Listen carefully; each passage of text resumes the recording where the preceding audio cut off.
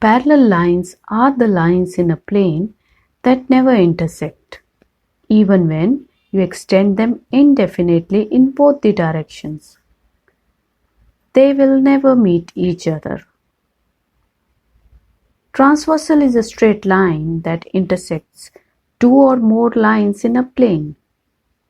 Now the transversal may intersect a set of parallel lines or the lines that are not parallel, which may look like this. So here you see a transversal L that intersects line M and N. Let's extend the lines M and N. So if you notice, not only line L is a transversal to line M and N, but also line M is a transversal to line L and N, as it is a straight line that touches two lines in a plane. Similarly, line N is also a transversal to line M and L. So all the three lines are actually transversals to the other two lines. But the real magic happens when the transversal intersects the two parallel lines.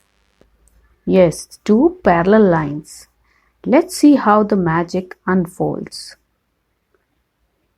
When a transversal intersects two parallel lines, it forms 8 angles, and a friendship starts blossoming between these angles. Here's a figure of a transversal intersecting two parallel lines and making 8 different angles. The first kind of friendship between the angles is called the corresponding angles. In this figure, angle 1 is the corresponding angle to angle 6. That is, angle 1 and angle 6 are corresponding angles. Similarly, angle 2 is corresponding to angle 5. It's not over yet. Angle 7 and angle 4 are also corresponding. And so are angle 8 and angle 3. Now the corresponding angles are always equal.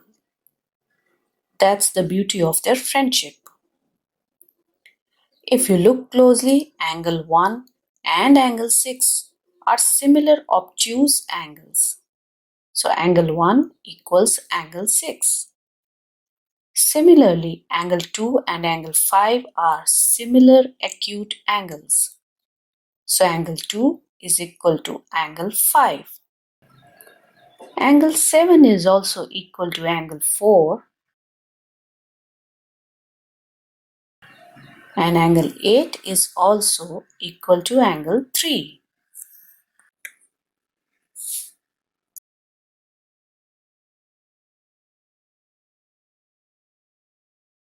So if you see, we have 4 pair of corresponding angles. Angle 1 equals angle 6. Angle 2 equals angle 5. Angle 4 equals angle 7. And angle 3 equals angle 8.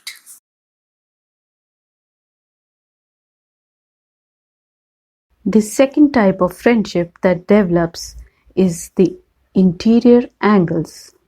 If you notice, there are 4 interior angles that are formed with the two parallel lines and a transversal. Angle 1, angle 2, angle 3 and angle 4. There are 2 types of interior angles. The first one is called the interior alternate angles, and the second type is called the co-interior or consecutive interior angles. We'll discuss the first type right now, the interior alternate angles. The interior alternate angles are always equal. The first pair of interior alternate angles in this figure is angle 1 and angle 3. So angle 1 is always equal to angle 3. The second pair of interior alternate angles is angle 2 and angle 4.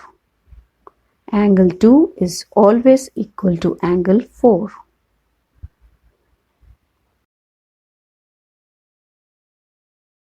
The name itself is self-explanatory. Remember, interior, which means angles that are on the interior side of the parallel lines, and alternate means skip the adjacent angle and find the next angle, which is angle 3. The second type of interior angles is called the co-interior angles or conjoined angles or allied angles or the consecutive interior angles. There are two pairs of such angles. The first pair is angle 1 and angle 4.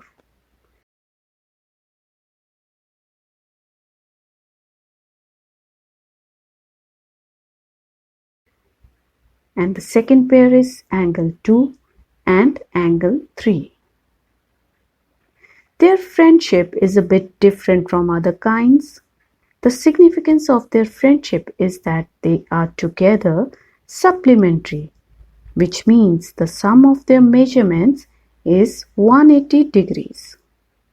So angle 1 plus angle 4 equals 180 degrees, and angle 2 plus angle 3 also equals 180 degrees.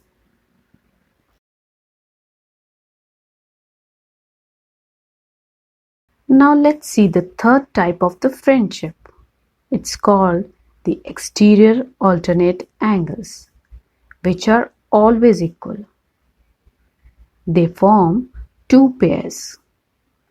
In this figure, the first pair of exterior alternate angles is angle 1 and angle 3.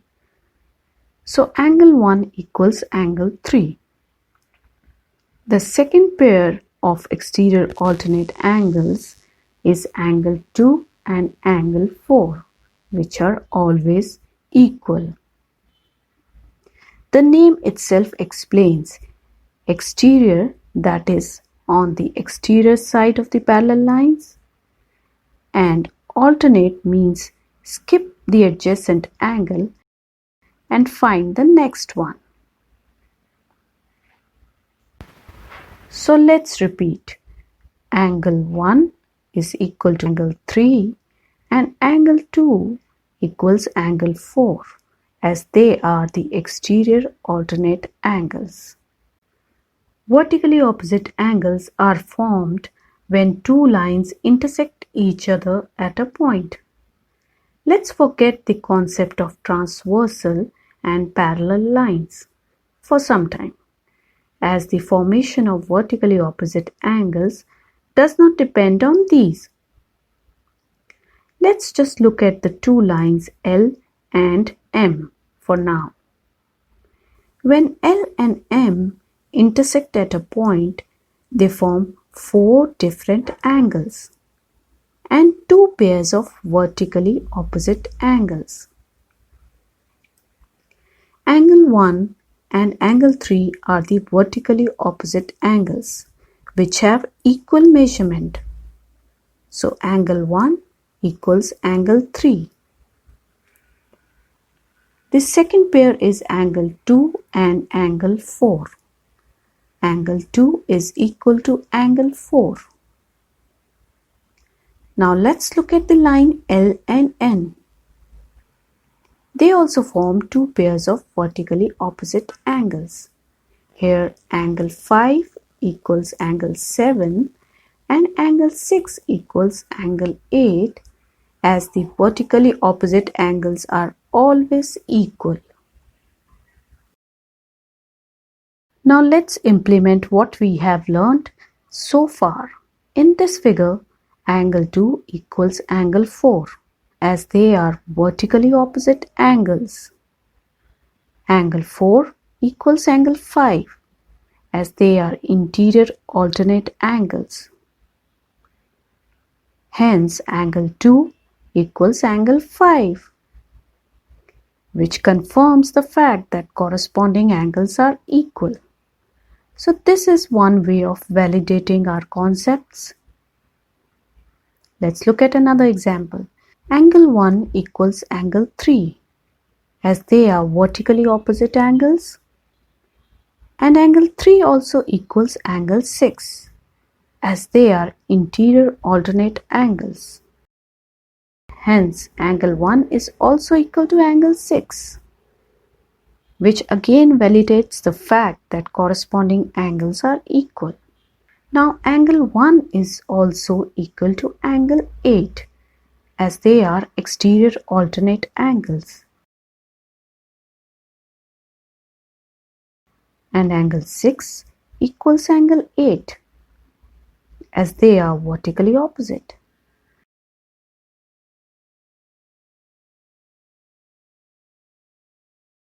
Which means angle 1 is equal to angle 6, which validates the fact that corresponding angles are equal. Let's take another example. Angle 2 is equal to angle 7 as they are exterior alternate angles, and angle 5 is also equal to angle 7 as they are vertically opposite, which means that angle 2 equals angle 5, which confirms the fact that corresponding angles are always equal. Now you will find numerous combinations. So surely the friendship between all these angles seems really strong and interesting, isn't it?